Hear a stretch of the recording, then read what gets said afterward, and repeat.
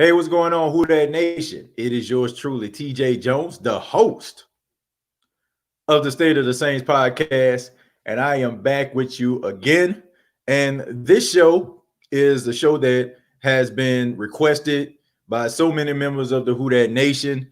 And I thought it was only right that we go ahead and get it started. I mean, especially the fact that there isn't really much Saints news to report.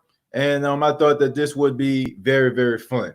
We are going to be counting down, okay? We are going to be counting down the worst Saints cornerback in team history.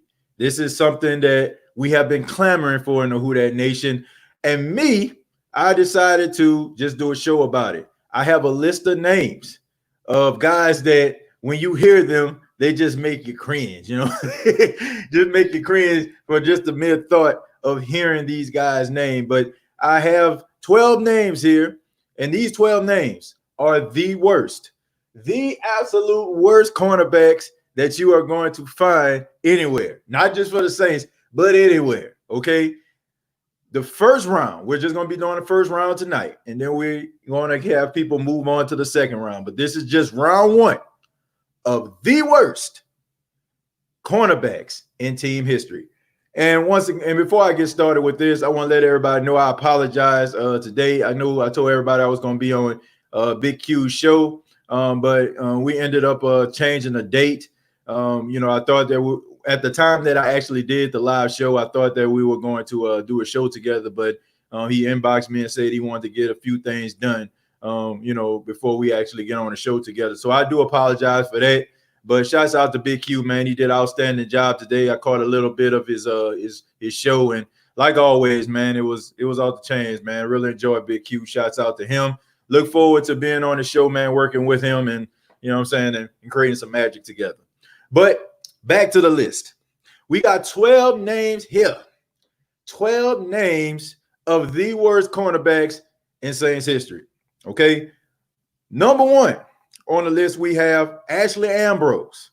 Number two, Alex Molden. This is in no particular order now. This isn't my top 10 or top 12 or anything like this. This is no particular order. Number two, Alex Molden. Number three, Eric Allen. Fred Weary. Fred Thomas. Jason David. Brandon Browner. P.J. Williams. Ken Crawley. Corey White. Patrick Robinson. And Tyrone Draper. These are the guys that are on the list. Now, this list right here is just from what I actually seen and in my memory of guys that I just knew were just a complete train wreck, okay? They were a complete train wreck. And these guys, every time we seen them on the field, wasn't much production coming up out of these guys, okay? So these are the 12 names that we're going to break down. And one person on this list is going to be named the worst cornerback in team history, okay? First round, okay, we have Ashley Ambrose taking on Jason David. We have Eric Allen taking on Brandon Browner. Fred Weary taking on P.J. Williams. Tyrone Draper against Corey White. Fred Thomas against Alex Molden, and we have Patrick Robinson taking on Ken Crawley. Okay, so first round, Ashley Ambrose taking on Jason David, who will move on to the second round. Well, we look at Ashley Ambrose, man. We know that the Saints picked him up after he had a really good campaign with the Atlanta Falcons. He was pretty decent, man, for the Atlanta Falcons, and the Saints decided to try to catch lightning in a bottle, and it just didn't pan out. They gave him number one cornerback money, but they should have gave him special teams money. Just was an absolute embarrassment on the field. He played like his name was, okay? He played like his name was Ashley. And no disrespect, because my fiance name is Ashley, and I love her very much. But he played like Ashley catches the football. She's going to kill me for saying I know she can hear me. But anyway, and then we have Jason David. Okay, Jason David got the big contract from the Indianapolis Colts. He is expected to be a number one in his own right. That's one of the main reasons why I connected these guys together. Jason David was supposed to be the number one cornerback for the New Orleans Saints. He did not pan out. Okay, it was just an absolute embarrassment to see this guy on the field. I call him Jason Smoke Turkey David for a reason. He was a nickel corner trying to act as if he was an outside corner, and every time that he played, any player that he went up against, they straight roasted and toasted him all on the field. He only had like one good game with the New Orleans Saints. He had like 2 interceptions in one game on Monday Night Football when he was dancing on the sidelines like he was just shutting people down. He wore his socks high like he was prime time. I used to tell him put his socks down because he was embarrassing Deion Sanders. So who is going to move on to the second round? I mean, this is a no-brainer to me. Jason David beats out Ashley Ambrose any day. I mean, absolutely embarrassing to even think that Ashley Ambrose should be in the same conversation with Jason David. I mean, and Ashley Ambrose wasn't even that good. So Jason David moves on to the second round.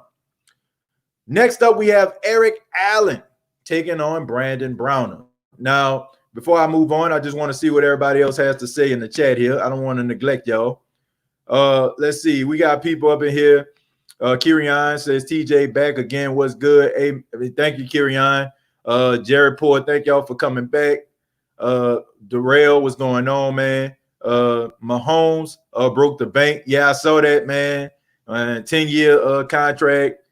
Man, unbelievable, man. Unbelievable stuff. Congratulations to him. Chemo said, TJ, what's good, brother? Man, what's going on, Chemo? Slim Jim says, Fred Thomas.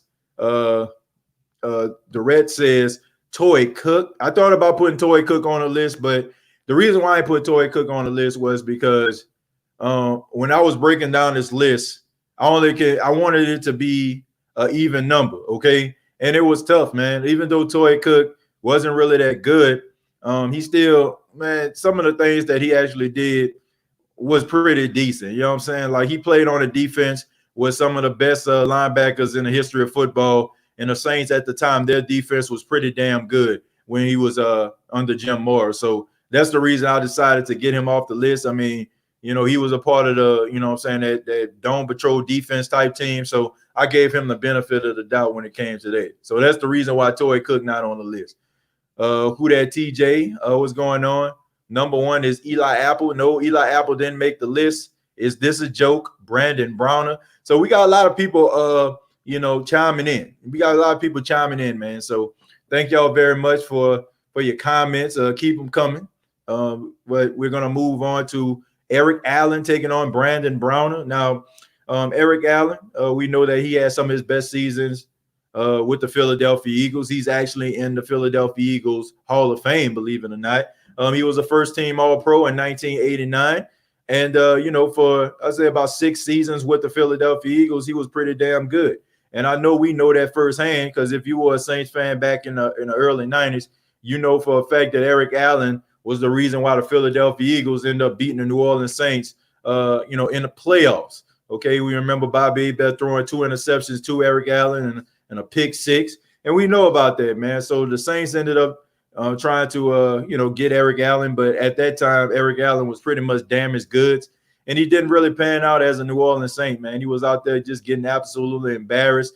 I can just remember games, you know, being a young little lad sitting on my grandmother's living room floor and watching Jerry Rice just straight posterize this dude, and John Taylor straight posterize this dude, and J.J. Stokes just straight posterize this dude. So wasn't really a good pickup for the New Orleans Saints. And speaking of which, we have to move on to Brandon Browner. I mean, what more can you say about this guy, man? I mean, just 6'3", 200 and about 25, 30 pounds of absolute suck.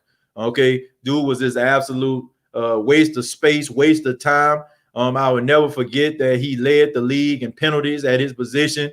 He's an all-time leader in most flags thrown by a cornerback, you know, like with the holding penalties. I remember when the Saints were taking on the Carolina Panthers in the Superdome, when the Panthers was undefeated and the Saints had opportunities to win. I remember Ted Ginn Jr. just running by this boy. You know what I'm saying? Ted Ginn Jr. would have had about 4 or 5 touchdowns, would have broke the receiving touchdown record if he actually had better hands. Brandon Browner just did not pan out for the Saints. We all remember him arguing on the sideline with Dennis Allen after Dennis Allen asked that boy where his heart was at. And he definitely left his heart in Seattle, man, or New England, wherever he came from. He was a 2-time Super Bowl winner. He won with the Seahawks and he won with the Patriots back to back. And I just feel like he was just trying to go to the highest bidder, just trying to catch a little bit of money. He was in his, I think he was about 32 years old when the Saints signed him. Don't think he really had a passion or love for the game anymore. I just think that he was just with the Saints for a paycheck, and his game reflected it. Brandon Browner moves on to the second round without a shadow of a doubt. It was just an absolute pathetic display watching him play for the New Orleans Saints, man. I mean, it was just horrible just watching him, man. The best thing that ever happened to the New Orleans Saints is when they decided to let that guy go, because he should have been arrested, in the words of Stephen A. Smith, for stealing money from the New Orleans Saints.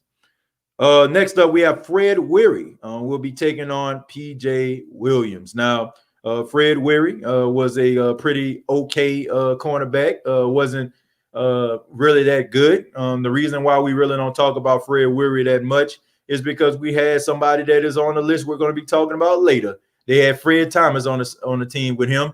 So if you had to pick who was the worst, you had to go ahead and zero in on Fred Thomas. Now, Fred Weary, he wasn't a good tackler. Fred Weary was terrible in coverage. He had terrible hands, which, most cornerbacks do. But most of the time when he had opportunities to catch interception, it just went right off his jersey, man. He just hit him right in the chest, and he didn't catch the football, man. Bad technique, bad feet. And it was during the time where the Saints were trying to make a transition, man. This was during the time where, Hurricane Katrina just happened, and the Saints were just getting guys, on the field who, they can just kind of build a little something around, maybe get some more victories. Fred Weary was not that good, man. Just absolutely horrible.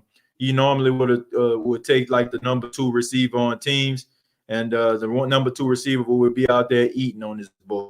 And as far as P.J. Williams is concerned, man, I mean, we all know the thing, man. We all know the deal about P.J. Williams. P.J. Williams is a guy that everybody knows that doesn't have good recovery speed. We know that the Saints should never put him on the outside. I remember when Calvin Ridley almost single-handedly became Offensive Rookie of the Year when he went up against P.J. Williams. Anytime we see P.J. Williams on the outside, when somebody get hurt like Lattimore or Eli Apple or something like that, we would cringe because we know the inevitable was going to happen.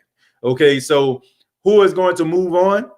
Believe it or not, Fred Weary is going to move on. That's right. I am going to pick Fred Weary over P.J. Williams because despite the fact that P.J. Williams has horrible recovery speed, despite the fact that he would get smoked like brisket and burnt like a biscuit, P.J. Williams, if you put him on the inside at the nickel, he shines. Okay, he's probably the best tackler in the secondary at the cornerback position, and he's a big physical guy. When he goes up against smaller receivers. He just does not have good top-end speed. He does not have good recovery speed.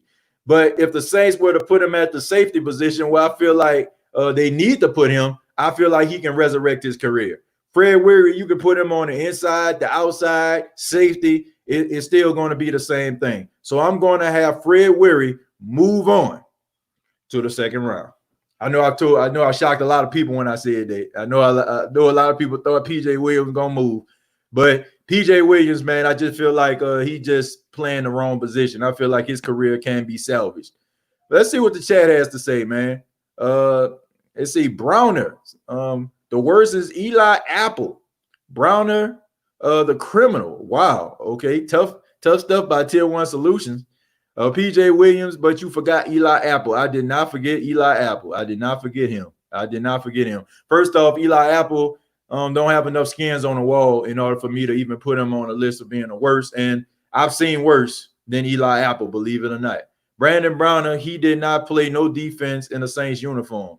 And then he had the nerve to have a C on his chest as a captain, man. Ooh, that ought to tell you everything you need to know about them dark ages of the New Orleans Saints between 2012 and about 2015. Yeah, those 3 years were horrible. Absolutely horrible. Let's see. Michael Roberts said, got to go with Alex Molden on this one, TJ, only because we could have drafted Eddie George.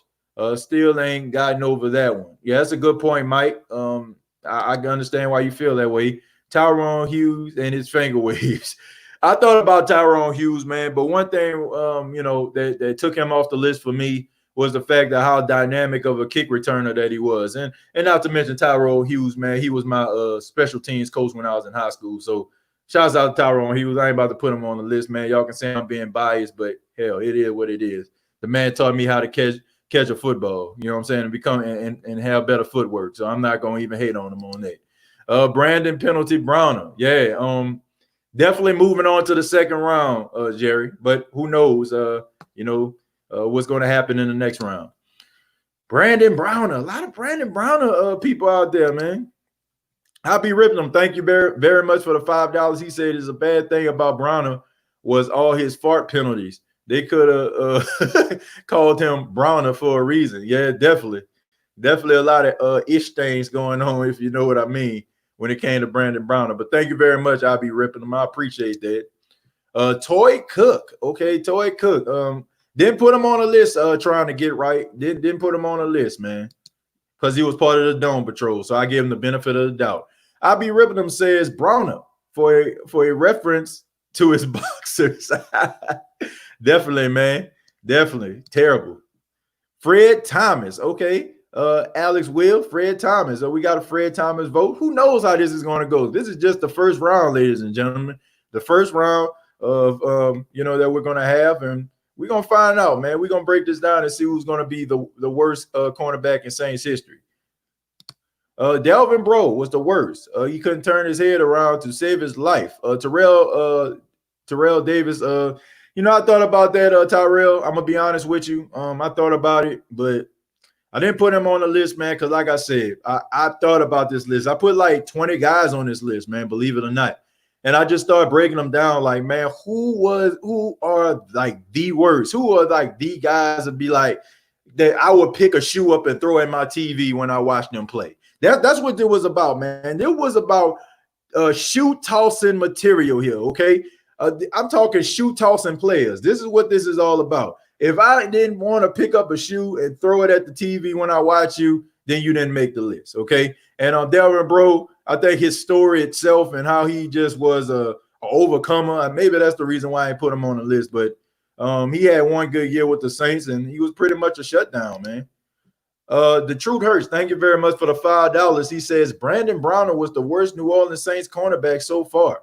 He did not play no defense. Shaking my GD head. Thank you very much for the $5. The Truth Hurts. I mean, a lot of Brandon Browner people up in here, man. A lot of Brandon Browner people.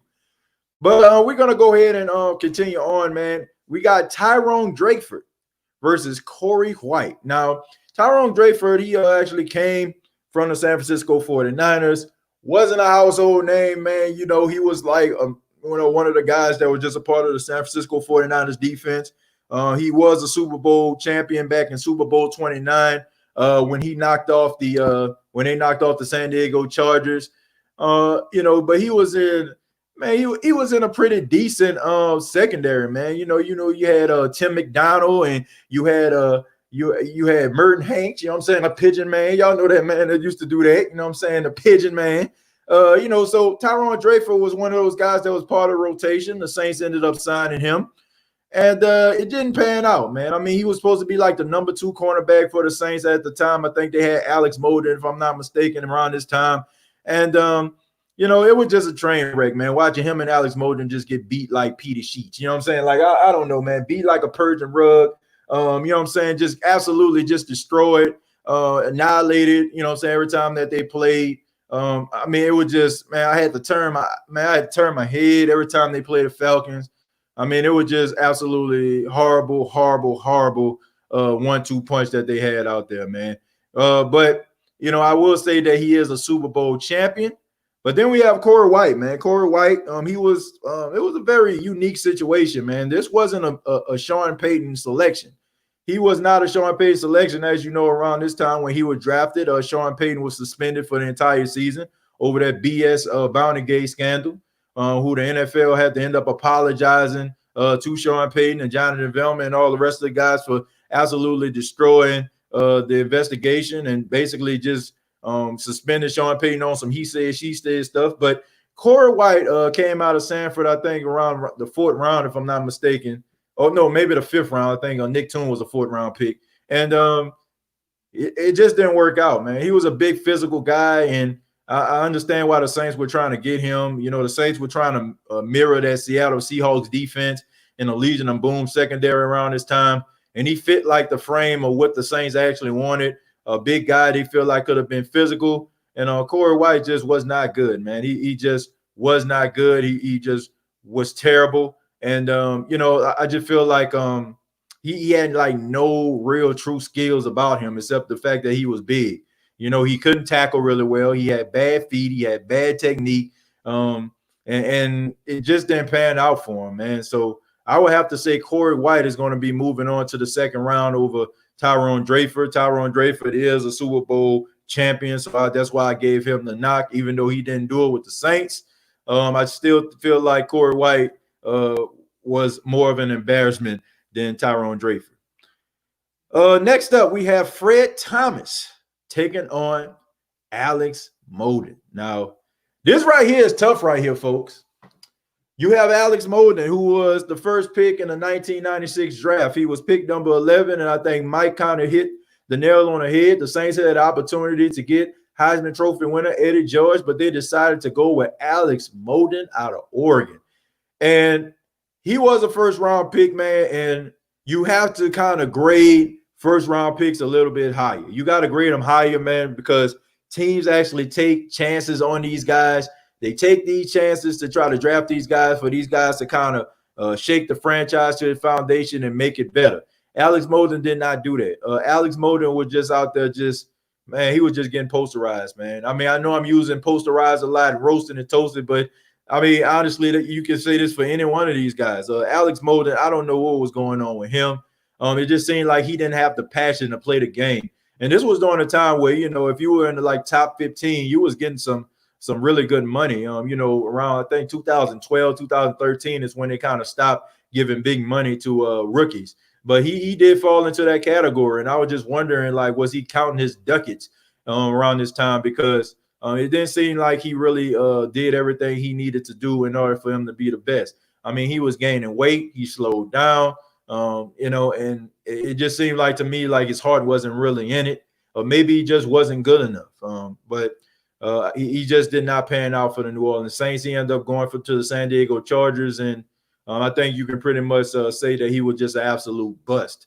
And then you have Fred Thomas, man. Fred Thomas, who came from the Seattle Seahawks, and the Saints thought they had something, because he played pretty decent for Seattle. But Fred Thomas, man, oh my goodness. Yeah, I'm really about to get on my soapbox. Fred Thomas, to me, my goodness. Every time I think about Fred Thomas, I just get nightmares. It's just some guys that you just think about and you just like, ugh. You know what I'm saying? Like, I just cannot believe that a guy gets paid to play as bad as he did. Fred Thomas stayed out of position. Fred Thomas stayed getting burned. Fred Thomas stayed missing those 50-50 balls. I just don't understand how. Fred Thomas could not leap. I mean, his timing on his leap was horrible. I watched so much footage on Fred Thomas where Fred Thomas clearly was in position to pick off a pass. He would jump too early. The ball would go right past him into the wide receiver hands. And who can forget the NFC Championship game against the Chicago Bears when Bernard Berrien caught a touchdown on his back because Fred Thomas miscounted and miscalculated the pass from Rex freaking Grossman. And the ball fell right into Bernard Berrien's hands, and he just rolled backwards into the end zone. Ladies and gentlemen, this is a no-brainer. I understand Alex Molden wasn't that good. I understand that Alex Molden was the pick number 11, the first pick for the Saints in the 1996 draft. I understand it didn't pan out. I understand he was a bust. But when you have Fred Thomas, when you got Fred Thomas on your team, why wouldn't you say for him to move on to the second round? This is a no-brainer. This is a landslide. This is a Deion Sanders high step to the second round, in my opinion. Fred Thomas beats out Alex Molden. He moves on to the second round. Sheesh. And then you have Patrick Robinson taking on Ken Crawley. This is the last group from the first round. Patrick Robinson, Ken Crawley. Wow. Two guys that the Saints had very high expectations for. I remember when Ken Crawley, I start with him. I remember when Ken Crawley got opportunity to actually start for the New Orleans Saints. I must say, Ken Crawley, his first season with the New Orleans Saints, played pretty damn good. I got to say that. He played pretty good opposite of Marshawn Lattimore. They had a pretty good 1-2 punch, man. You know what I'm saying? Like, he had the little green mouthpiece in his mouth, but he was out there balling. Okay, he was balling. He wasn't out there getting posterized, roasted and toasted or anything like that. He was pretty solid receiver. Solid cornerback, excuse me. He wasn't out there letting these receivers get the best of him. But then year 2 happened. The second year, then that happened. And all of a sudden, I'm watching Ken Crawley at practice, and I'm watching him go up against Michael Thomas, and Michael Thomas just burning this dude by like 20 yards. And I remember one time when Michael Thomas beat him so bad that Ken Crawley fell on the ground, and I think his talent went down to the ground with him, because after that, Ken Crawley was a liability. He was a guy who the Saints really couldn't count on, and he was one of the main reasons why in the middle of the season, the guy that everybody seemed to want to be on the list, Eli Apple, he ended up being the reason why Eli Apple came to New Orleans in the first place. So Ken Crawley, year 1, good. Year 2, not so much. Okay, so the Saints ended up getting rid of him, and he ended up going to the Miami Dolphins, which I think he still plays for them. I'm not sure or not, but good luck to him.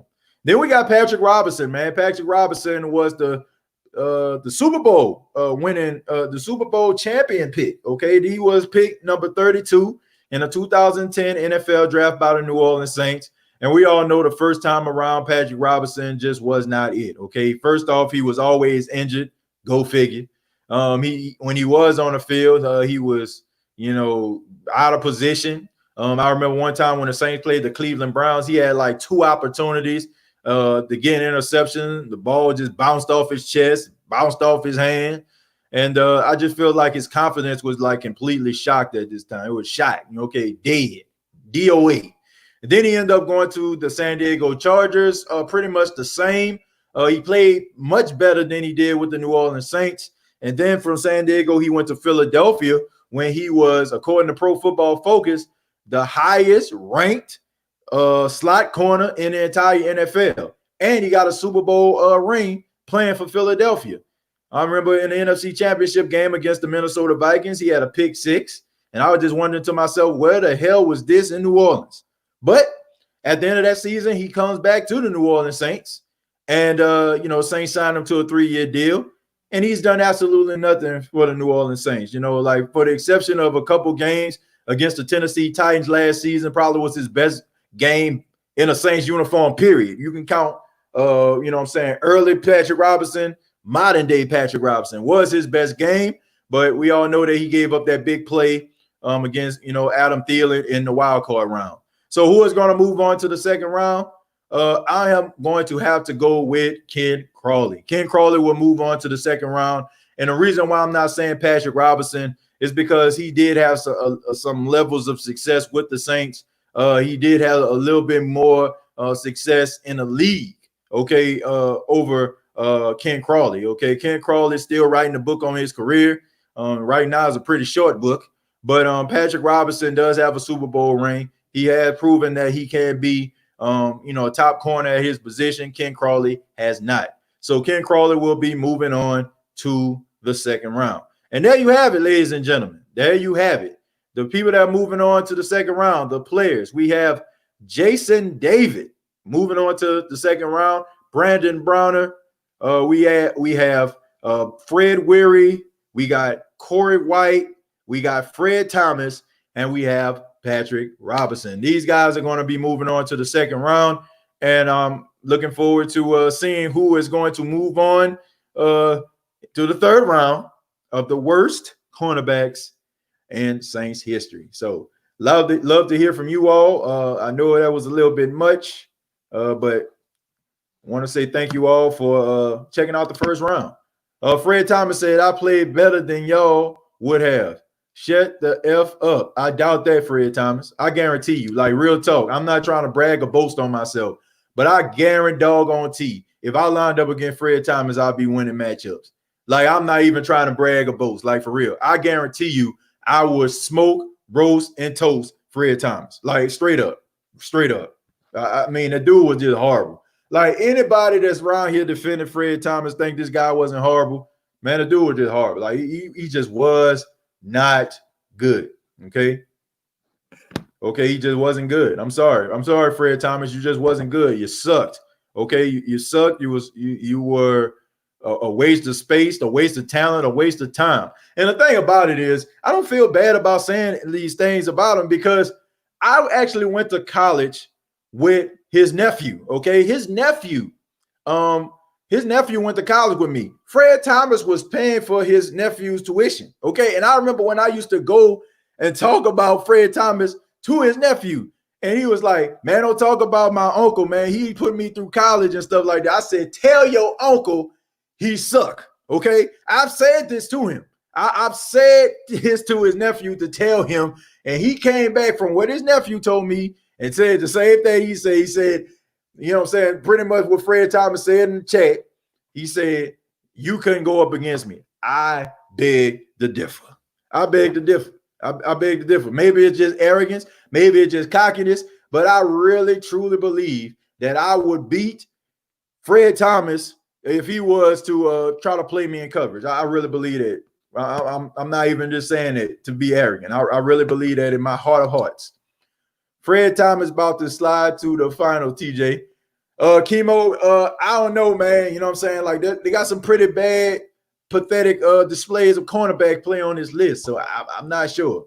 Who knows, though? The pregame announcers during the playoffs had the game plan against us as the wide receivers off the other team versus Fred Thomas.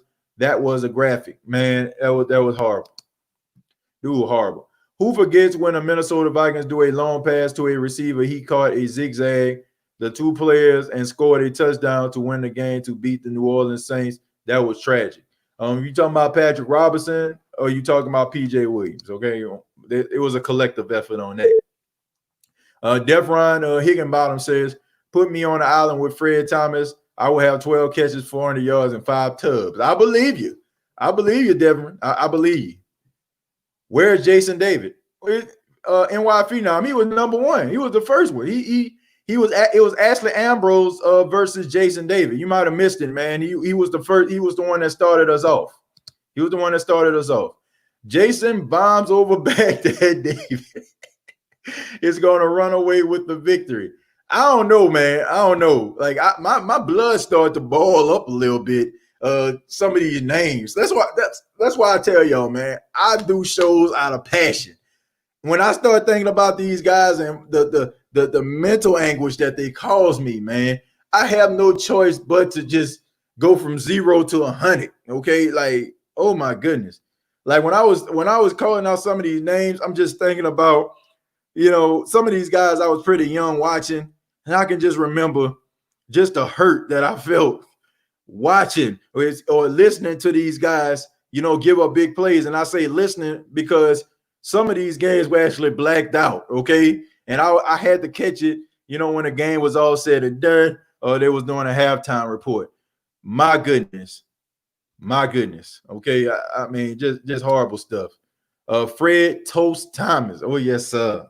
French toast. Fred's French toast Thomas, okay?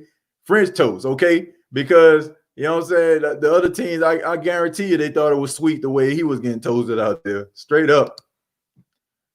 Put Malcolm Jenkins on that plea. Whoa. No, Brian. No. We are not going to put Malcolm Jenkins on this list. Malcolm Jenkins does not deserve to be on this list. Malcolm Jenkins wasn't remotely the worst cornerback or even been mentioned as being one of the worst. Absolutely not. He will not be on the list, Brian. He will not make this cut. I know he wasn't terrible, but I do miss Jabari Greer. Yeah, Jabari Greer will not. Jabari Greer, you can argue to say he probably one of the top 5 greatest Saints cornerbacks of all time. So he definitely don't deserve to be on this list or even be mentioned among these guys on the list. Yeah, I agree. The truth, like what? This list makes me appreciate how Marshawn Lattimore, Jack Rabbit, C.J. Garner Johnson, Malcolm Jenkins, and Marcus Williams. Exactly. Hey, in order for you to know, like you got to remember where you came from. Okay.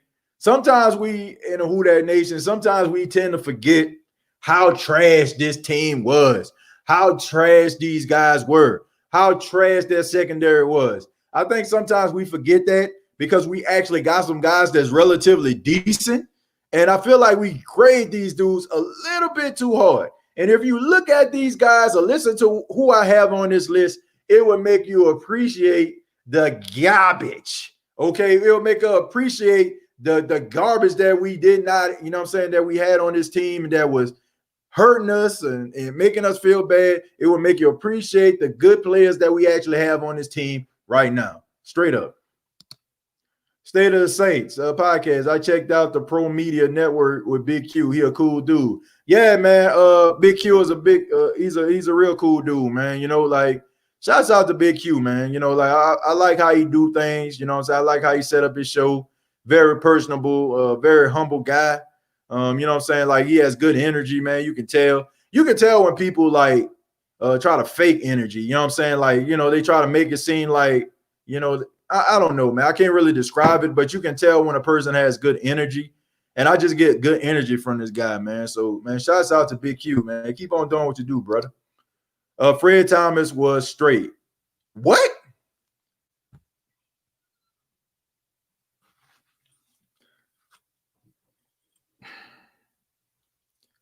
What? NY fan. NY Phenom, bro. NY Phenom, bro. That ain't it, though. That ain't it. I'm just gonna sit here and I'm just gonna look at this post just for a second, okay? And I'm just gonna let it just register. That ain't it, bro. That ain't it. You have to get with the good, with the bad with these players. It was more bad than good there, Brian. It was more bad than good. Whoa, Brian. Put your foot on the brake. Right, Brian. I don't know what, Brian. I love you, brother, but I can't roll with you on that one, man. Straight trash. Yes, sir. And my all-time favorite right here, Jerry, hot garbage. That's exactly what this list is, man. But I think we did a good job, man. What y'all think about the players that are moving on to the second round? Do y'all think that I maybe I should have got somebody else to go to the second round? What do y'all think about that? What do y'all think about this list? These are the people that's moving on to the second round, okay? These are people that move on to the second round for those that just tuned in, okay? Well, first off, let me tell y'all who was on the list because some people, it don't seem like they were here when I started like breaking it down, okay? These are the people on the list.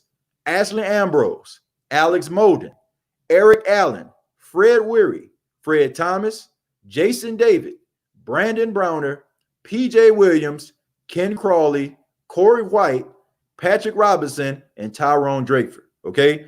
The people that are moving on to the second round are Patrick Robinson. No, excuse me, not Patrick. Did I say Patrick Robinson? No, hold on. No, yeah, I said Ken Crawley. Excuse me, Ken Crawley. He will be taking on Brandon Brown. Okay, Corey White will be taking on Ken Crawley. Fred Thomas will be taking on Jason David. Now that's gonna be a tough one right there. I gotta. At first, I was going to leave a cliffhanger. I was gonna be like, let's break this thing down. You know what I'm saying? Like between Fred Thomas and Jason David, okay? Because clearly, I think a lot of people thought that should have been like the last round. But, I just thought that it would be interesting. Now, don't take my word for it. I might have a change of heart. I might switch up these little brackets a little bit, to make it a little bit more competitive, okay? So I might change it up just a tad bit, but those are the guys that are moving on to the second round. What do y'all think about that? Dalton, Good point here. Good point. And Dalton, this is a good one. He says, remember Stanley Jean-Baptiste? He was garbage. You know what? I must say, he deserves honorary mention. He deserves honorary mention. Now, I know what a lot of people are thinking. They like he's a second-round pick, came out of Nebraska, had high expectations for him. But the reason why I didn't put Stanley Jean-Baptiste on this list, I'm going to tell y'all why. The reason I didn't put Stanley Jean-Baptiste on this list was very, very simple. Because I never thought he was going to pan out anyway. Okay. I mean, I'm just being real. I watched this guy in college. Okay. He was a late bloomer. I think he played a little bit of wide receiver or something like that. And they switched him to corner, I think right after Prince Amukamara left. And he was like, I really didn't think this dude was going to ever be good. I didn't think he was going to be good. I actually watched this dude in college.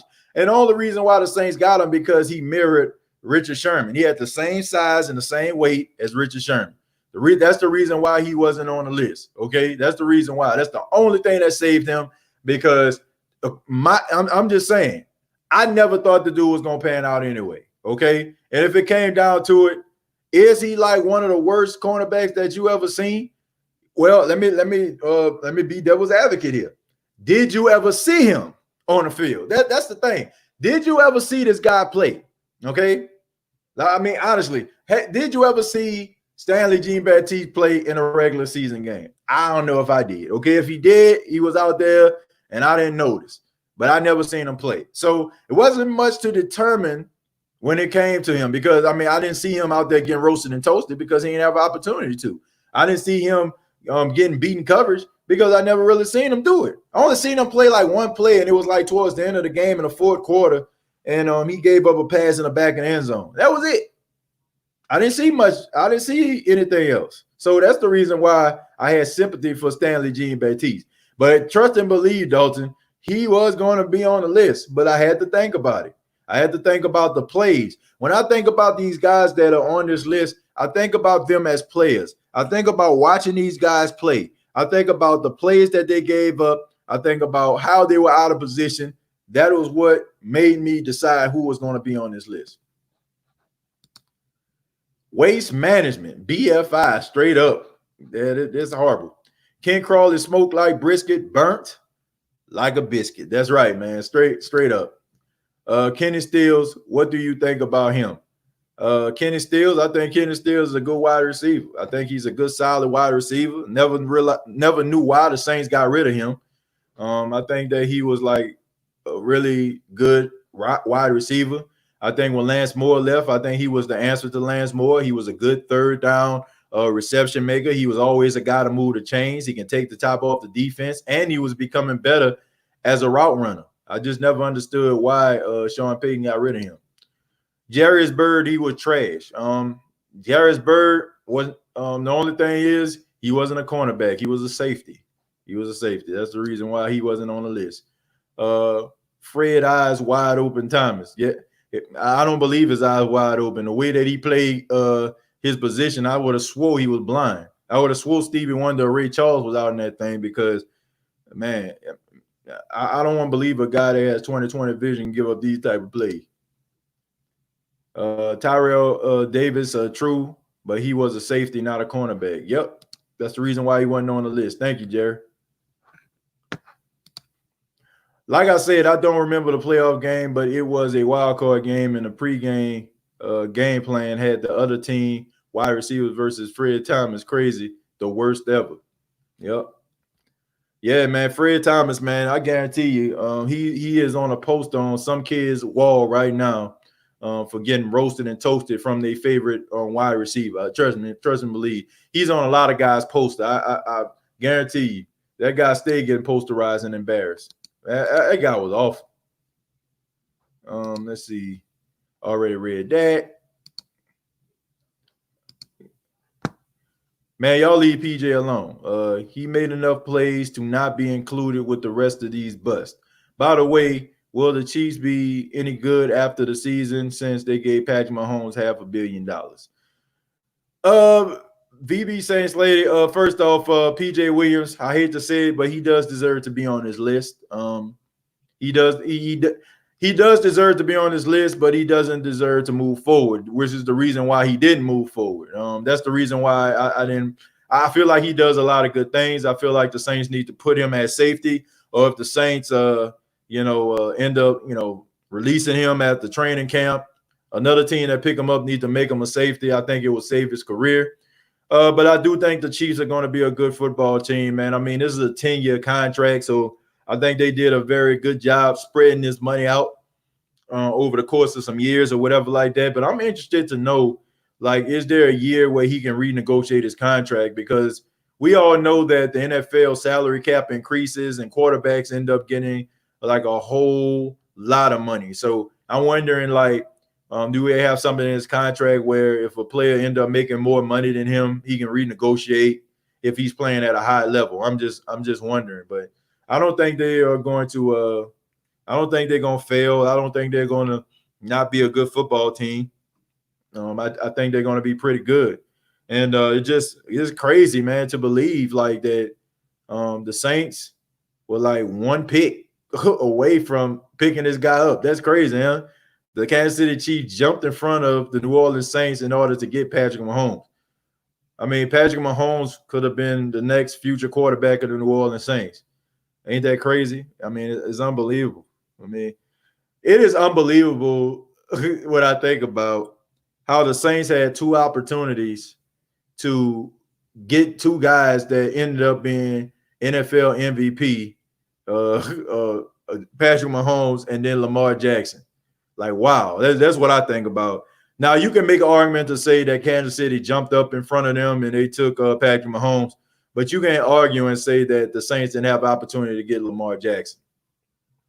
And I think about it, man, like the Saints had an opportunity to get both of these guys, and now both of these guys are NFL MVPs, and the Saints end up getting Marcus Davenport, who I really feel like is going to be pretty good, but I mean, he wasn't in a running for Defensive Rookie of the Year. He wasn't in a running to be an All-Pro or a Pro Bowler.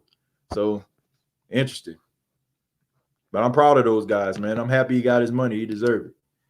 Fred Thomas was first-team All-Pro in 2002. Somebody pull that up, because I want to know. I don't know why I don't know why I'm doing this. If this man was first team All Pro, which I know this ain't the truth. Hold on. I want to be able to make sure that I want to make sure that this is accurate. I know this got to be a joke. Somebody trolling me right now.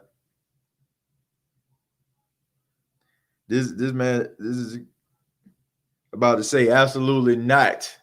I know that was a joke. I had to make sure that I wasn't tripping. What's up, TJ? Been a minute, just checking in. What's going on, Chosen Kingston, man? Shouts out to my guy, Chosen Kingston, in the building. Peyton Manning was laughing so hard after we gave Jason David a free agent contract. Saints had him as a number one corner. Yeah, that is absolutely true, which I don't know what they was thinking on that. The Saints just made some horrible decisions in front office. Oh my goodness! Like, I'm so glad that they got I'm so glad that they got a good front office now, and they get guys that actually can contribute and do a really good job. Because, man, in the early 2000s, my goodness, I mean, just miss after miss after miss. What's up, Jerry? Good vibes. Let's see that conversation go. Hope all is well with you. Okay, y'all talking to one another on that. Let's see. But anyway, that's the list, man. That's the list that I have. Those are the guys I feel like are some of the worst cornerbacks in Saints history. I don't feel like I missed anybody. What do I think about Marcus Colston? I think Marcus Colston is the greatest wide receiver in Saints history. Okay. I know a lot of people are going to be like, whoa, wait a minute. What about Michael Thomas? What about Joe Horn? No, as of right now, Marcus Colston is the greatest wide receiver in Saints history. And honestly, I give him more of an edge over the guys. I mean, Michael Thomas was a second-round pick. Okay. Joe Horn came from the Kansas City Chiefs, but I think he was like a third-round pick when he came out. Nobody expected Marcus Colston to be as good as he was. Okay. Nobody expected him to be such a good receiver. He is the all-time leader in catches with the Saints. I think touchdown receptions and yards. So I would have to say Marcus Colston is the best wide receiver in Saints history. Now, Michael Thomas is coming for that crown. You know what I'm saying? He's going to be there pretty soon if he gets a couple more good seasons under his belt. But I'm going to say that Marcus Colston is the best wide receiver in Saints history. I mean, his numbers reflected. I feel so bad for Marcus Colston because he played in the diva receiver, like type of league. You know, he wasn't a guy that was flashy. He wasn't a guy that was dancing after touchdowns. He wasn't the guy that was out there talking about give me the ball. He played when Marvin Harrison and Terrell Owens and Steve Smith and Chad Johnson were like running the show, so all those guys had pretty much big personalities, and Marcus Colston was just Mr. Consistent.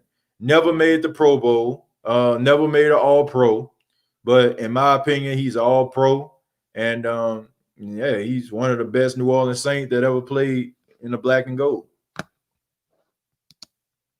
What I think about Freddie Mitchell, I thought he was an okay player. Wasn't solid or nothing like that, but I mean, he was a good worker ant for the New Orleans Saints. TJ, do you feel we can play a Kansas City style of football and get to the Super Bowl minus the scrambling quarterback from Drew? That's a good question, Chosen. To answer your question, no. The Saints have to completely change the way they play offense. They have to be able to run the football. They're always going to get consistent quarterback play out of Drew Brees. I mean, he's a professional. He's an elite quarterback. But the days of the Saints playing like the Kansas City Chiefs are over. Drew Brees' best days are behind him. He never will have the arm strength, but he's always going to have that accuracy. And the Saints are going to have to continue to try to push the ball down the field versus throwing deep passes like Patrick Mahomes and the Kansas City Chiefs are capable of. It's going to be a pretty good game when the Kansas City Chiefs take on the New Orleans Saints, this season. I'm looking forward to that game, but I don't think it's going to be high scoring. I really don't feel that way. Jason David is the worst. Eric Martin was a bad boy too. He was just really slow. Yeah, man. Eric Martin, I would put him as one of the top Saints receivers of all time. I think that he was good. Bobby Hebert just sucked. I'm just being honest. Bobby Hebert wasn't it. Bobby Hebert, played a couple games where he was relatively decent. But Eric Martin was a good fundamental wide receiver. And I feel like if the Saints had a better quarterback, maybe he would have did a lot better. How you think McCoy will do at guard this year? I think he'll do an outstanding job. Eric McCoy is a smart football player. Anybody that comes in and they can play the center and play as well as he did early in his career like that, I trust him on I trust him at any position on the O-line. Okay, I mean, a guy that can get it that fast, you shouldn't have no issues with him. You should be smiling from ear to ear to know that this guy's gonna move to the guard position. You're gonna get some solid play out of him, I guarantee you. So I'm not concerned about that at all. I think he is a very special offensive lineman, and the Saints are lucky to have him. Somebody say Usama Young. I wouldn't say Usama Young. Usama Young was, man, he was just part of the rotation, man. He didn't even really play that much. I mean, he gave up that play to Pierre Garçon in the Super Bowl, but I mean, he's a backup. He's a backup for a reason. Let's see.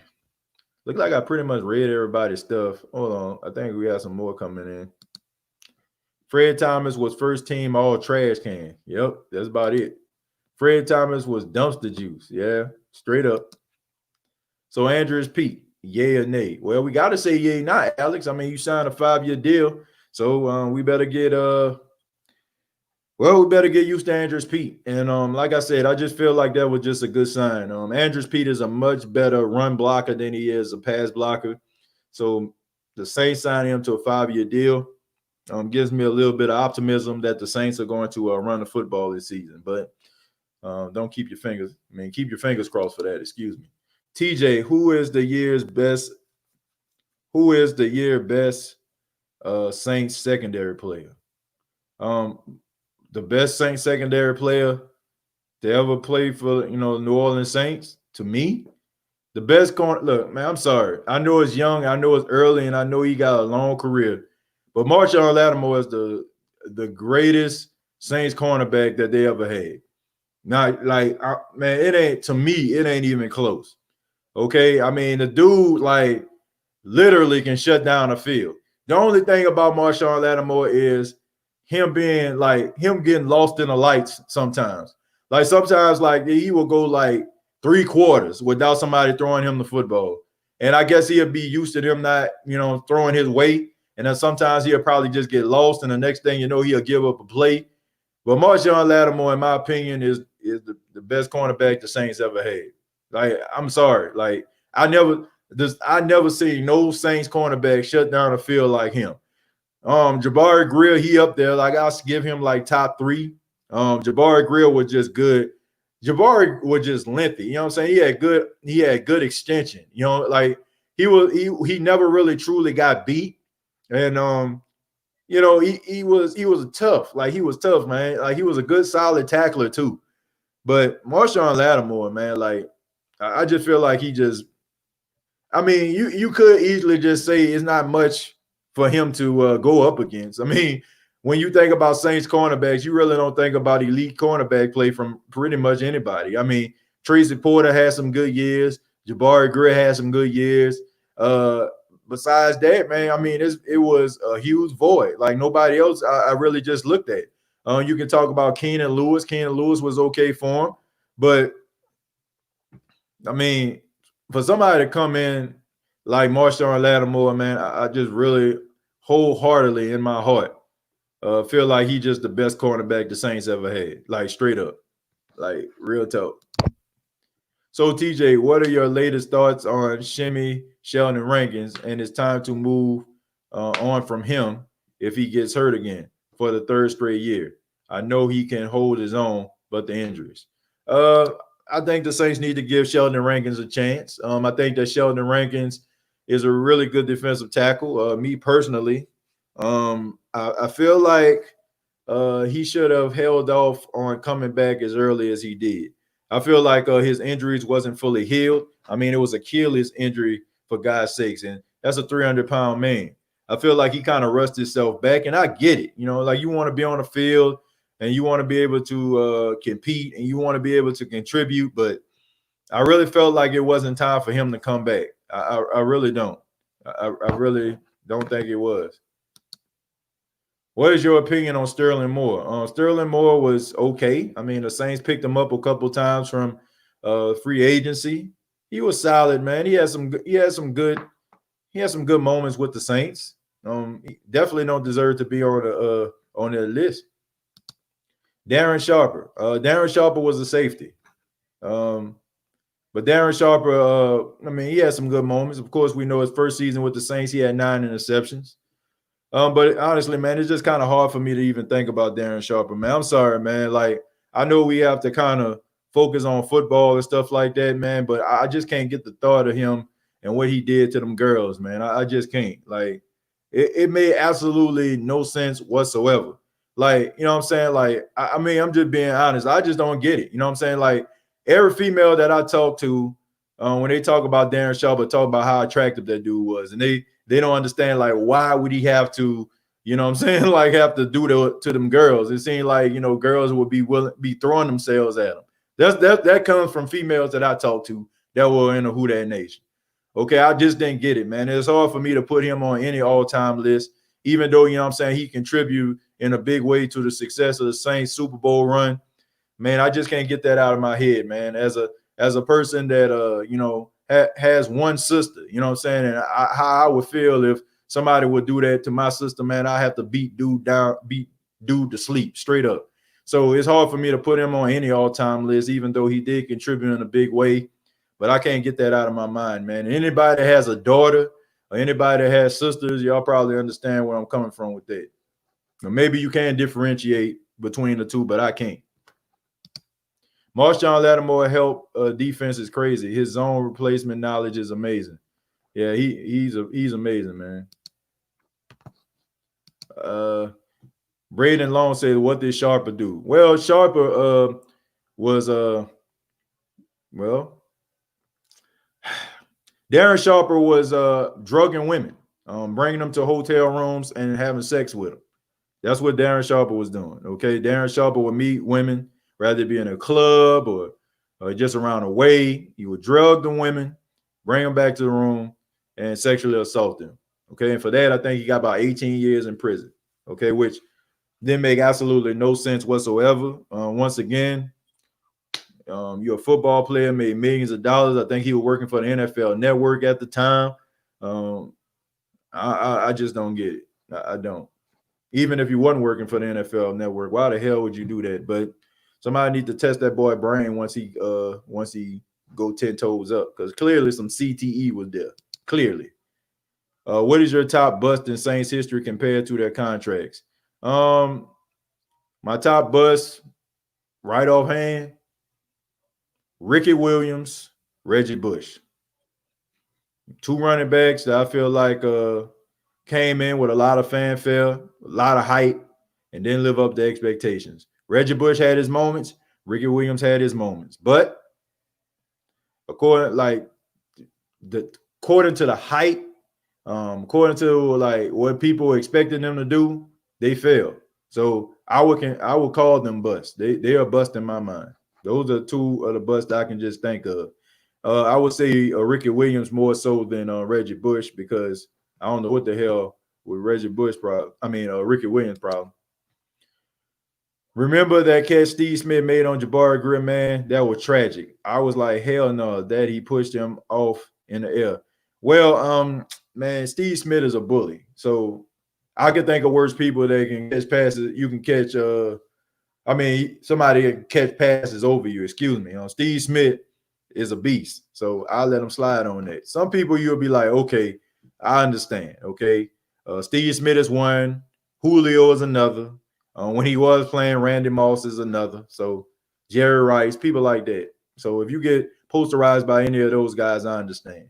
And Antonio Brown. TJ, do you think Cam Jordan had a lot of football left in him? Because sometimes I feel like we have a window closing with him, and I wouldn't want to waste his good years on early playoff exits. Well, that's a good point. But I just think that Cam Jordan, he loves playing for New Orleans. He clearly wants to be the all-time sack leader, being in the top two all-time in Saints history. So he definitely wants that record, So I don't think he wants to leave. His play does not reflect the guy that needs to be cut or needs to be traded. He's the best, one of the best defensive ends in football. And he's definitely one of the best at stopping a run. He's one of the best edge rushers in the league. So, no, I don't see him leaving anytime soon. Cedric Ellis had an awesome short career with the Saints. No, he did not. He did not. He was horrible. Okay, he was not good. I have to disagree with you on that one, Dwayne. I have to disagree. Jason David. If I ain't mistaken, I think Marshawn Lattimore led the league in pass deflections in 2019. Yeah, he might have. He played a lot better in his third season than he did in his second season. Bird. Lavelle Bird is a safety. That's the reason why he's not on the list. Now, if we want to talk about top players that stole money, then look no further. What do you think about Bruce Smith? I think that Bruce Smith was a freak of nature, and I feel like Bruce Smith can play in any era. He ended up coming to the league, I think, in maybe like the late 80s. Of course, we know he was a part of those Buffalo Bill teams that went to the Super Bowl, didn't win nothing. But Bruce Smith, man, I think he is the all-time leader in sacks in NFL history. So he was incredible. And I feel like he could have played in any era. You can put Bruce Smith in this era, he will wreak havoc. After Reggie Bush got traded, he's been getting injured. Yeah, man, but I mean, he had a couple good years with Miami, and I think his best seasons were in Detroit, believe it or not. Darren Sharper has a younger daughter too, and he was convicted in 4 different states. Yeah, man, just horrible. Danny Wolfer was a big bust for a Heisman Trophy winner for the Saints. You know what? That's a good point. Danny Wolfer, I don't know, man. Look, I mean, Dwayne, I guess if you look at it in the positioning and the expectations, yeah. But at this particular time, man, Danny Wolfer played at Florida, and they were like a spread offense. And now I know what people are saying, like, this was like the early assembly of the spread offense. This was like the you know what I'm saying, the early parts. So when players would go to the NFL was still on that pro style type offense, and they didn't really consider the spread. Now you look at the NFL now, I mean, everybody's running the spread. Baltimore is running the spread. Kansas City is running the spread. So I feel like if Danny Wolfer probably would have been playing in this era, probably wouldn't have been that good, but I feel like he probably would have had more success. I feel like by him being in a shotgun as much as he was with the spread, and then coming to the NFL when he had to be on the center, I think it was hard for him to make that transition. But, I mean, Danny Wolfer, from what I hear now, you know what I'm saying, he's preaching the word of God, and he's a really really truly positive guy. So, I mean, at least he's winning in life outside of football. TJ, would you rather have Aaron Brooks at quarterback for a season or PJ Williams just starting cornerback for a season? Man, I'm rolling with PJ Williams, straight up. Aaron Brooks can kick rocks. Aaron Brooks will never be on my squad. I don't care. I will roll I'll tell y'all how deep this is. I will put Fred Thomas on one side, PJ Williams on the other, and have them boys on my squad before I let Aaron Brooks be my quarterback. That's how real it is for me. What do you think about Bart Starr?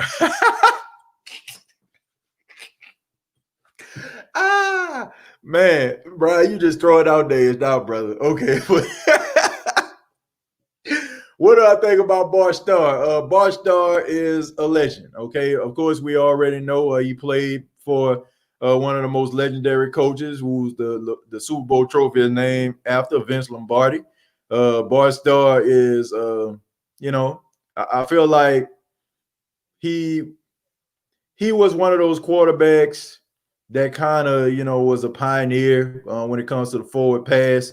Even though I feel like Green Bay, they definitely ran the football a whole lot during that time when he was playing. But I know that he is a guy that people look at as being one of the pioneers of the passing game, and he's well respected, and he deserves to be. He's a pioneer. So that's what I think about Bart Starr. But I think that Vince Lombardi, being his coach, really added to his legend. Tramiel, I don't know what Jamal Hill is. Bush got injured with the 49ers. Remember, he slipped on the concrete against the Rams in 2015.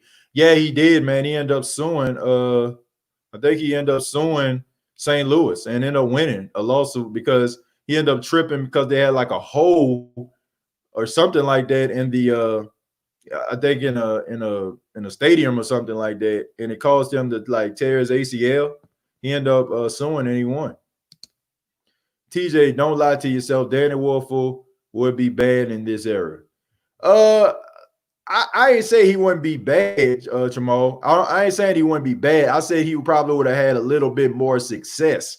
Probably would have stayed in the league longer because he was running a spread with Steve Spurrier. So I'm not saying that he would have been like all world or something, but I feel like they would have had a place for him in the league. I just feel like Spurrier, I mean, he was ahead of his time. It's almost like Don Coryell or Bill Walsh or something like that. These guys are like the Godfather, Air Coryell, like the air raid offense and the West Coast offense. So it was kind of like the same way, man. Like teams couldn't stop it. You know what I'm saying? Teams couldn't stop what they were doing. Like that's the reason why Dan Fouts had so much success. That's why Joe Montana really had so much success. And Steve Young, when he left, when Joe Montana left, when guys are innovators like that, it's hard to stop. I know y'all remember like a couple of years ago when the Miami Dolphins were running a Wildcat. Y'all remember when they was running that with Ronnie Brown and Ricky Williams back there? And, y'all remember how successful they were with that. And then the second year, man, they just shut that stuff down. So, I think that he was just ahead of his time. And the NFL wasn't ready to run the spread. Where you rank Joe Horn as the greatest Saints player list? On a greatest Saints player list, I have to really sit down and think about that. But if you're talking about wide receivers, I would rank him as being the second greatest wide receiver in Saints history. I'm always saying that, like I said, because Michael Thomas still playing right now. But I think that Michael Thomas is going to completely destroy and run them guys out the water, pending, he stays healthy throughout his career.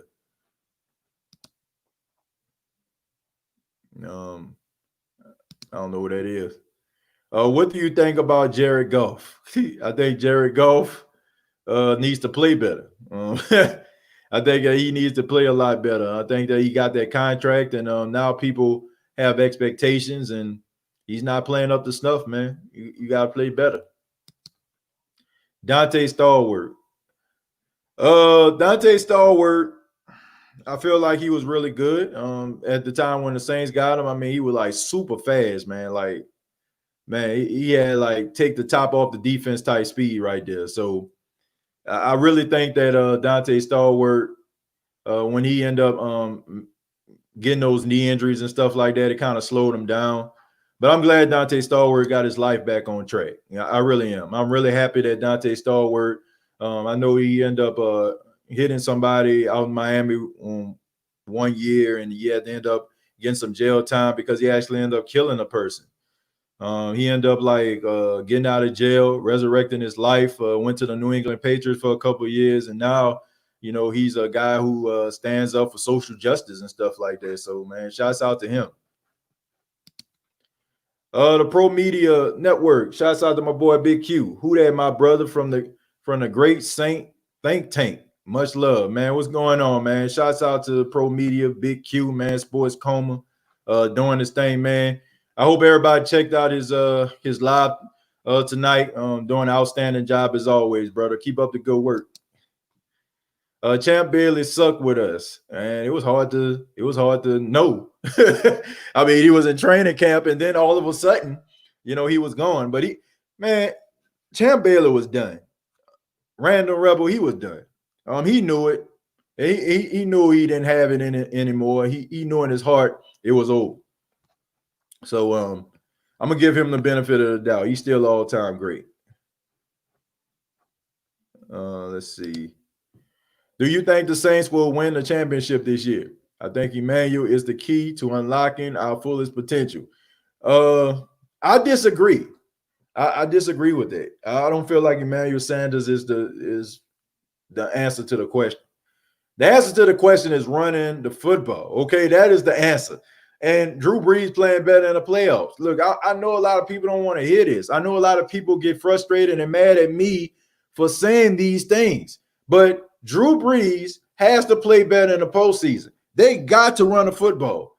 I don't care if they got Emmanuel Sanders. Okay, that is wonderful. Okay, it's good they got Emmanuel Sanders. It's good they got a good, true number 2 receiver for the Saints. But Drew Brees has to play better, and Sean Payton has got to run the football if the Saints are going to do anything. I'm tired of people saying or feeling, no disrespect to you, man. This is a good point. I appreciate your comment, but I feel like people get on the wide receivers way too much, man. I feel like they always trying to point fingers when the offense is struggling to the wide receivers. But and honestly, if you're looking at it, the Saints have weapons and they have guys that can catch the football. They do. It makes me wonder, like, what, you know what I'm saying? Like, what is Sean Payton and Drew Brees not doing to get these guys football? But we blame them because we feel like it's blasphemous that we blame Drew Brees for anything. I'm not doing it. Now, if the wide receivers are out here not catching anything, or they're out there, you know what I'm saying, dropping passes left and right, then I'll be like, man, it's their fault. But I just think that we are deflectors. in the Who That Nation. We like to deflect the blame. And when we clearly need to be looking at Drew Brees, and when we clearly need to be looking at Sean Payton, we rather blame somebody else. Not happening with me. Now, Emmanuel Sanders is a good pickup there, for real, Kalen. I think he is, but at the end of the day, Drew Brees have to take some blame, man, for real. I checked Big Q's channel. Yeah, man, Big Q be doing his thing, man. Big Q be doing his thing, man. Straight up. I'm glad. You know what I'm saying? I'm glad that you know what I'm saying? I'm glad that people got opportunity to check them out, man. I'm telling you, like, good sports knowledge. You know what I'm saying? Like, good, happy, good energy, man. Man, brother got good energy, man. And I love that, man. Like I said, I got respect for all the same channels out there, man, because we're all fans at the end of the day, man. Like, we love our team, and have an opportunity to talk about it and break it down, and having you all to you know, interact with. I mean, I know that he echoes my sentiments when I say this. It makes the shows worth doing. It really does. Says wash hands, wash hands, wash hands, man. Absolutely, man. Y'all be careful out there. The numbers are spiking up with COVID-19, and yeah, y'all just be careful out there, man. Make sure you're wearing your mask, and you're not out here, you know, just walking around, not washing your hands and not following protocol. Better to be safe than sorry. Can't wait to see you, TJ, with Big Q. It's going to be epic, man. Yeah, I'm looking forward to it, man. Looking forward to doing it. The year the Saints won the Super Bowl, we was ranked 5 in rushing. Yep, we were 5th in rushing. And you would think that they would learn from that, but they didn't. They did not learn from it, which is sad. Damn, Patrick Mahomes got $450 million. Yep, he definitely did. And he deserved it. He deserves it, man. One of the best arms I've seen in a long time. I still hate the fact that we, the Saints, let Rex Grossman beat us in a 2006 NFC championship. Yeah, man, that was pretty sad. But, I mean, what else is new, man? What else is new? The Saints always tend to let mediocre, bottom-of-the-barrel quarterbacks look like Joe Montana every time they play him. Okay? I mean, take your pick. Rex Grossman, Kirk Cousins, Case Keenum, Ryan Fitzpatrick, who, I mean, he's good to play 1 or 2 games, but still, Ryan Fitzpatrick. I mean, all these guys that just come in all of a sudden just look like world beaters. Can't play nobody else, but when they play the Saints, they throw in for 300 yards. Like Sam Bradford, you got to throw him up in there. Just, I don't know. They just make the worst quarterbacks look like they're the second coming of Joe Montana. Mark Dykes gave $1. Thank you very much, Marks. I really do appreciate that, Mark. Thank you. I tell in the inside when we lose in the playoffs the way that we do, man, because I feel the past 3 seasons we were as special of a team that we had in 2009. 2018 Saints team was the best Saints team ever. I know they didn't win the playoff. I mean, I know they didn't win the Super Bowl. I know they didn't go. But that team was better than the 2009 team that won the Super Bowl. That's just my honest opinion. First off, we should have been in the Super Bowl, but that's another story for another day. And I just feel like collectively that team could have beat anybody. Like they would have beaten New England. They would have. I know they got blew out, if I'm not mistaken. I don't know if it was. Yeah, I think it was that season, 2018. I know they got blew out early in the season, and then they went on that big old run, but they would have beaten New England. That's my honest opinion. They would have beaten the New England Patriots. RG3 killed us. Yeah, but that was when RG3 was really good, man. So that's the reason I ain't say him. I thought he ran through my mind, but he was Rookie of the Year. And if it wasn't for his stupid, crazy coach, Mike Shanahan, allowing that man to play when clearly he was hurt, I think you would be singing a different tune about RG3. They need to start running Murray more on short yardage. No, Mark. They need to start running Latavius Murray more in the game, period. Not just on short yards. The guy deserves to be a part of the rotation. I see a lot of laziness, and Marshawn should that factor into his contract negotiation. Nah, I don't, Iceman T. I don't believe that at all. I think that the production that this guy gives you on the team is hard to come by. And I think that he deserves his money. I mean, I think he's the best cornerback the Saints ever had. I think that he's the most solid cornerback they have on their team. And I wouldn't try to get rid of him. And, we've for years been talking about who's going to be on the opposite side of him, who's going to be the number 2. So if you get rid of him, then who you got? Then you have issues with number 1 and 2. And you can't say Janoris Jenkins because honestly, man, when you start to get up there in age, man, you start to slow down. So we don't know how many years of production we're going to get out of Janoris Jenkins. So you definitely pay him. You definitely pay Lattimore. What's up, Jones, the host of the State of the Saints podcast? Worst cornerback was we just did the first round, DJ, tonight. We're going to go on to the second round. We probably going to do that next week. So probably going to be next Monday. We're going to end up, doing the show of the worst cornerbacks of all time. So we're going to do round 2 next week. Let's see. Dennis Allen also needs to get his act together. We're giving up too much at the end of games, especially the playoffs. Yeah, that's bad technique, bad position. Guys thinking way too much. Maybe getting a little end of the game jitters. Maybe they just need to calm down and play better technique. One more thing, TJ. We jumped KC in this year's draft for Center Ruiz. Yeah. I mean, I feel like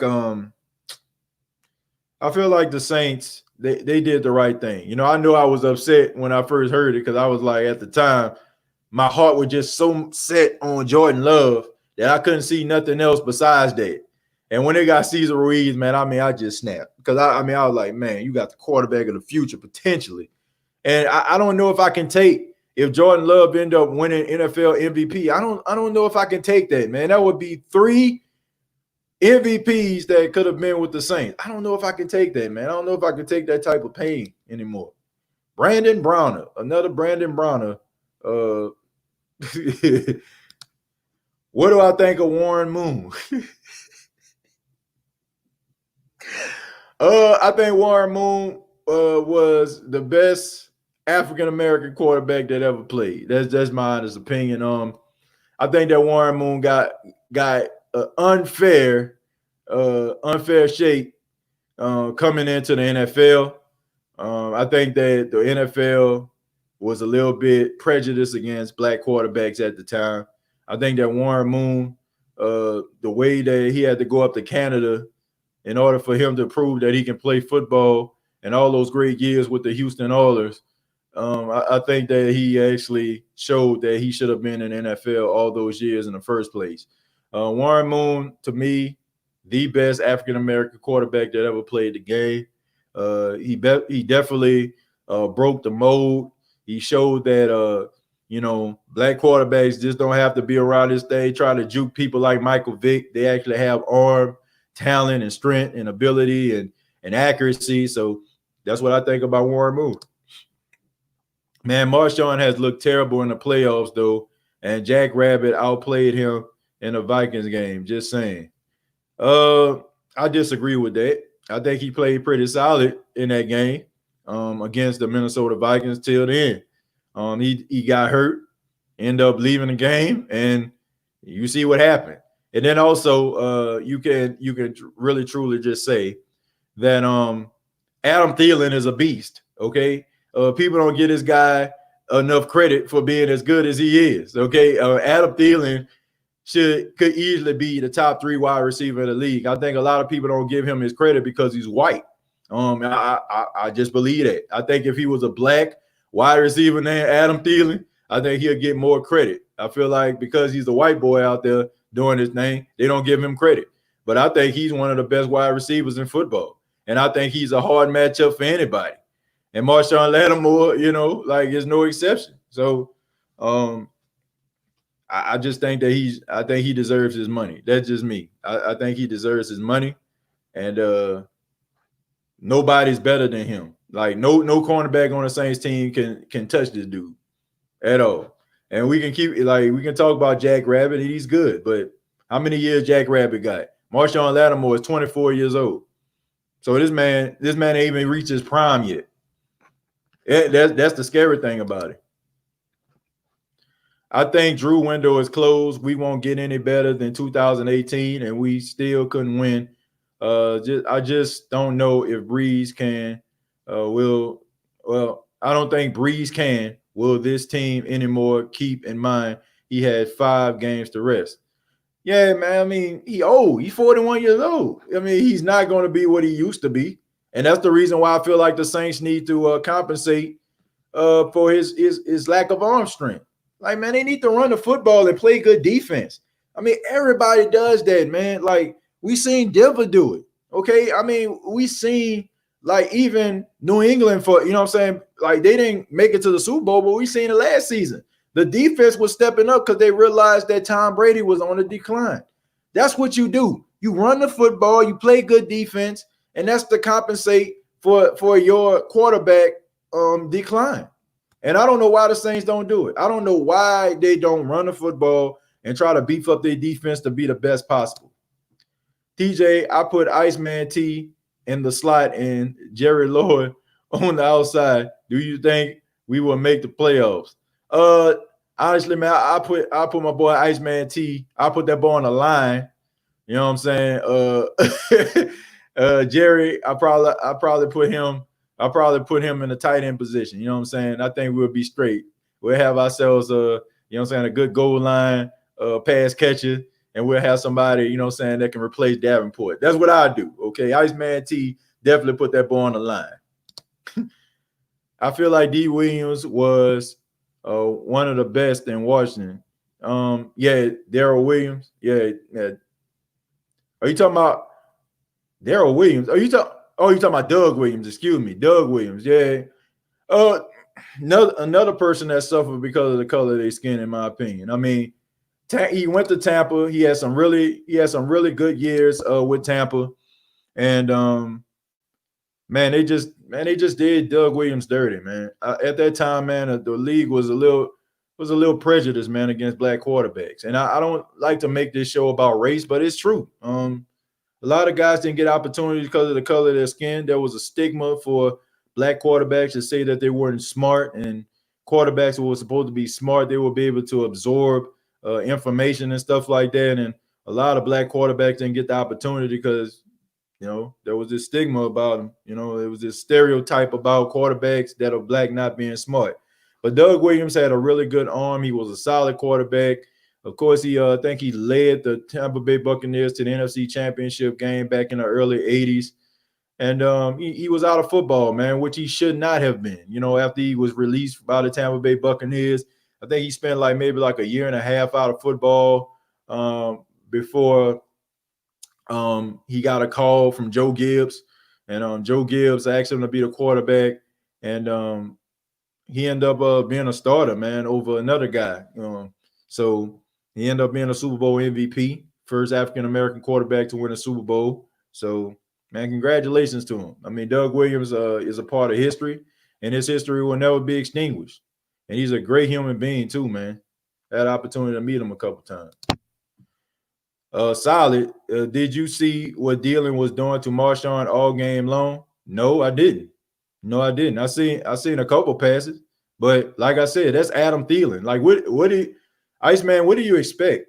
Like, do you expect, you know what I'm saying? Like, do you expect him to dominate against Adam Thielen? I have to remind you that Adam Thielen went maybe 9 games having over 100 yards in each game. Okay, it was an NFL record. Oh no, he was close to NFL record. Adam Thielen is not a slouch. Adam Thielen is not it's not like we talking about, no disrespect, Calvin Ridley or something like that. You know what I'm saying? A guy that's okay. You know what I'm saying? We talking about Adam Thielen. Adam Thielen is a really good wide receiver. He gonna get his catches. So I can live with that. I can live with guys getting dominated by certain players. If a cornerback goes up against Julio and get dominated, I understand. Antonio Brown, I understand. Okay. DeAndre Hopkins, I understand. Michael Thomas, I understand.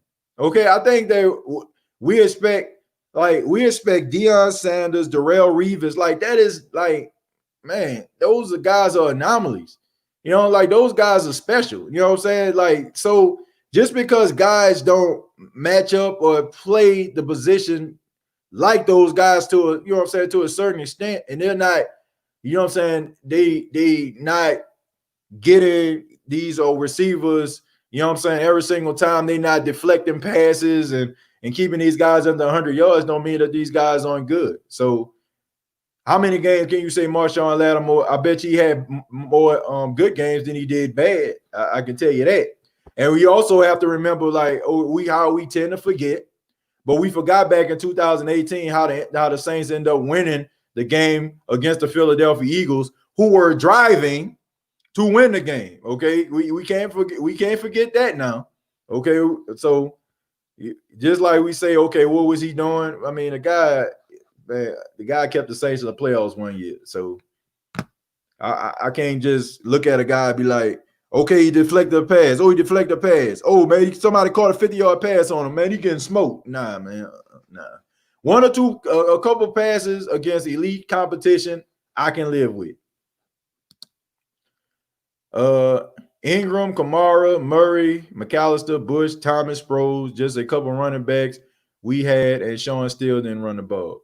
Yeah, we talked about that earlier, Iceman T. We talked about that earlier, man.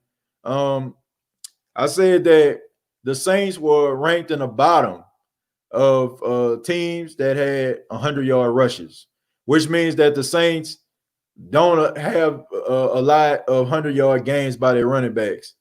I think Sean Payton, as a coach, I think he ranked like number 25 or 26 or something like that. So over the course of all those years and all those running backs that you name, the Saints don't have many 100-yard rushes, and it's sad. Looking at that list right there, any one of those guys are capable of taking a game over. He won a Super Bowl with Washington. Yeah, he did. Yeah, he was Super Bowl MVP as well. Our D-line let Cousins look like a guy, just like they always do, man. Just like they always do. Why not switch and put Jack Rabbit on Thielen and put Lattimore on Diggs since he was struggling and Marshawn got bullied by Cooper Kupp, fam facts. Why should you put him on there? I mean, let me see. Let me see something.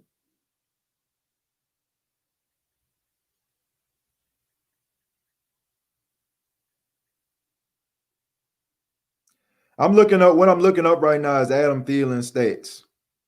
I'm looking up Adam Thielen stats. Okay. This is what I'm looking up right now.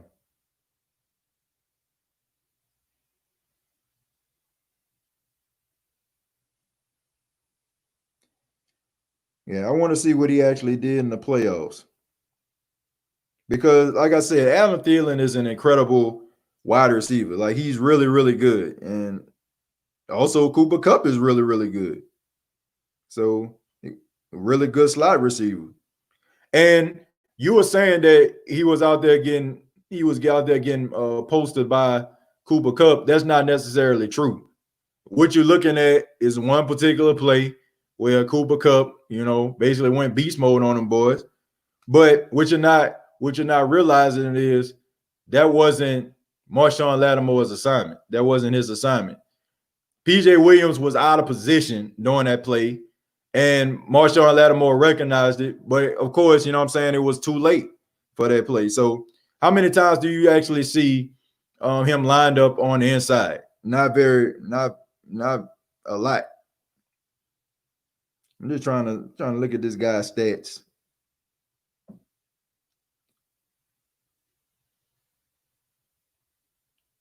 Let's see. Well, I'm looking at his postseason stats right now. He had 9 receptions for 129 yards. So he had 18.4 18.4 average. And that's pretty damn good. But like I said, that's Adam Thielen. You know what I'm saying? Like that's Adam Thielen. And also, you know what I'm saying, on that, you have to keep in mind that whatever, like a 50-some yard catch that he had on Patrick Robinson. So that's about half of the yards right there. So I'll take that. I can live with that. Great mother, PJ Blunder. Have we not seen enough of PJ yet? I think not. I think they just love, like I said, man, I just think something about PJ Williams, man. He must know where the bodies are buried or something. You know, so he know where the bodies are buried. He got some incriminating pictures of Sean Payton or something. Josh and Jesus says, good looking TJ, I owe you one. Man, no problem, Josh and Jesus, man. Y'all check out on the YouTube channel right now. Josh and Jesus, he's trying to raise money for his tuition. He's about to finish his last year at Iowa State, man, and he can't get any more grants. He can't get anything else, you know what I'm saying, in order for him to graduate. So he's asking people for their help, man. $5, $10, you know what I'm saying? He's not asking for much, man, but he's just trying to raise some money so he can finish out, you know, his final semester at Iowa State, man. So if you can, please support him. Check out the video, man. Listen to his story, and man, try to support, man. We say that we're family in the Who Dat Nation, man, and I really believe that. It's not just something that we say out of lip service. I really feel that way. So if you can, please support Josh and Jesus, man. Please support him as he tries to raise money to try to finish up college at Iowa State. After Drew leaves, there'll be a lot of money to pay these young players. Absolutely. That is what I've been saying, Mark. That is absolutely true. That is something that we have to really pay attention to. So hopefully, you know, hopefully they can get the guys paid. Look at what Lattimore did to Julio Jones in Atlanta. That's true. I mean, Mike Evans too. What does PJ do so well that we keep signing him back? He's a good tackler. He a good tackler, and he good in the slot. Now, I'm not gonna try to knock him. He pretty good in the slot. Okay, he pretty good, but I feel like his calling is safety. I feel like if the Saints put him at safety, he'll be pretty good. LJ, TJ, you on one tonight, man. Hey, Kicks, Da Vinci, thank you very much, man. I appreciate it, man. I appreciate you checking out the live, man. Thank you, man. Thank y'all so much, man. Thank y'all. Mark said PJ would cheat. Yeah, that's about right. Why are we not talking about PJ more? We lambaste Traquan. Why PJ not? Why he not on Iceman? Now, as a guy, y'all check out Iceman T's channel, man. Y'all check him out. Subscribe to the channel, man. Like, good, solid dude, straight shooter. Y'all check him out. Iceman, you know as well as I do, man. Come on now. We have beaten this topic to death. PJ, I mean, it's pointless. It is pointless. Every time we think that PJ Williams is going away, he comes right back. He's like Chucky. Or like Michael Myers or Jason. Anytime you think that he's dead or gone, you know what I'm saying? I don't mean physically dead, but just, you know what I'm saying, like roster dead. You know what I'm saying? Like, bye-bye, farewell. You know what I'm saying? Happy trails to you until we meet again. Every time you think that this guy's going to be gone, he just comes back. He just lurked from the shadows. Every now and then you think, oh, man, this has got to be the last year for PJ. And all of a sudden, we see the article. PJ Williams signed 1-year deal with the New Orleans Saints. Over and over and over again. It is pointless, Iceman T, for us to continuously talk about PJ Williams, because anytime we start talking about the hot seat, I mean, the seat is scorching, okay? El Diablo, okay? You know what I'm saying? Like, it is hot. It is spicy, okay? It is scorching, okay? It is nuclear. It is tongue torch if you eat at Zaxby's. It is hot as hell. But yet he still comes back every single time. So it is completely pointless to talk about PJ Williams being on a hot seat. Man, it's just pointless, man. I don't know what to believe anymore, man. I don't know what to believe. That I do believe Jameis is talented enough to get us to the Super Bowl. Whoa. Favre did it, and he considered one of the all-time greats. And Favre threw just as many picks per year as Jameis. Good point. Good point there. But I feel like that's blasphemous to put Jameis Winston in the same conversation as Brad Favre. Brad Favre had an amazing arm. Brad Favre can thread the needle. Brad Favre, man, he was just a good quarterback, okay? But I'm not comparing him to the Brad Favre. And I definitely don't feel like he can lead the Saints to the Super Bowl. He probably lead the Saints to the playoffs and probably do the same thing that Brad Favre did year after year, throw a pick six in a crucial situation. So I don't think I could take that. I really don't think I could take that. Losing, yeah, but just a pick six, interception, nah, I can't do it. I can't do it, man. You have to be a good player on the field, but you also be a good player off the field in your community, these football players. Yeah, you got to, man. Not gonna lie, I haven't seen any progress in PJ. I think he needs to move on and spread his wings. Yeah, I agree with that. Thank you, TJ Jones, the host of the State of the Saints podcast. Thank you very much, Jerry. Appreciate it.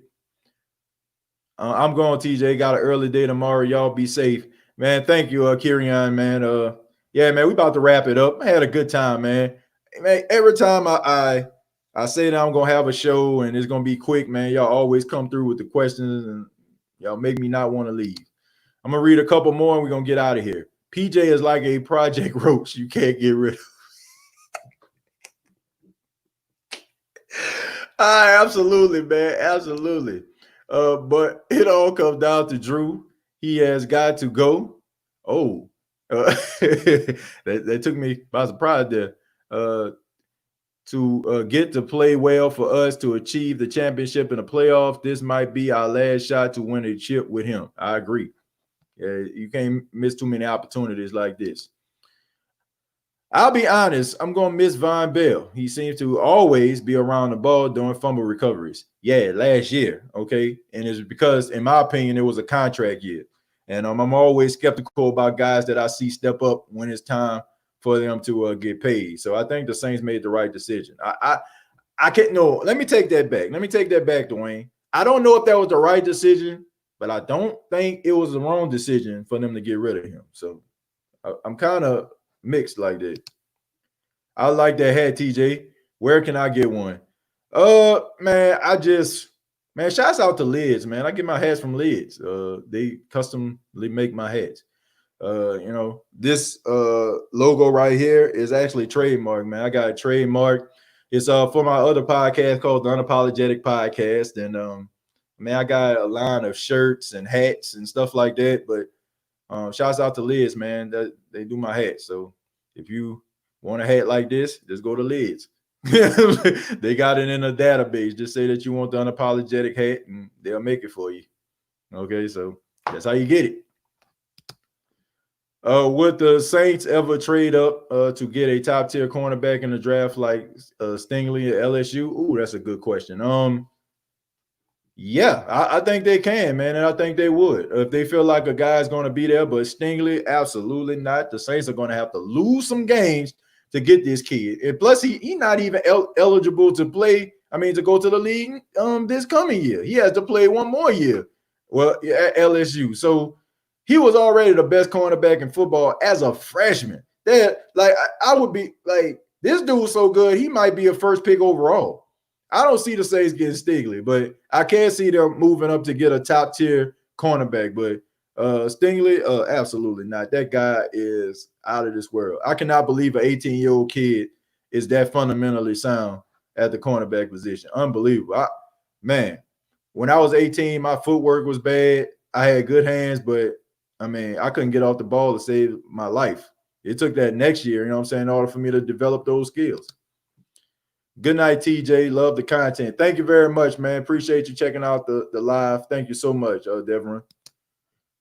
Tag Robinson says, keep it up, TJ. Thank you very much for the $2. Thank you, man. Excellent show tonight, TJ. Dwayne, thank you so much. And Jared Poor rounding us out saying, I agree. So that's everybody, man. I didn't feel like I neglected anybody. So thank you all very much for checking out the State of the Saints podcast, making this show as great as you always do. Please subscribe to the YouTube channel, youtube.com, search The State of the Saints podcast. Also, facebook.com, search The State of the Saints podcast. Tune in next Monday night. We're going to do round 2 of the worst cornerbacks in New Orleans Saints history. Looking forward to breaking down round 2 with you all and also answering questions from the Who Dat Nation as always. Please check me out on the podcast in podcast form and audio form. Apple Podcasts, Spotify, iHeartRadio, wherever you get your podcast from. I guarantee you the State of the Saints podcast is there. And also on Alexa, all you have to do is say, Alexa, play the State of the Saints podcast, and you'll be able to hear the most recent episode. So thank you all very much. Much love to you. Till next time, all I got to say is, who dat?